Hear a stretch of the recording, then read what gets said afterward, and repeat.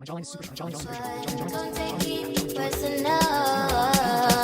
personally, I'm surprised you call me after the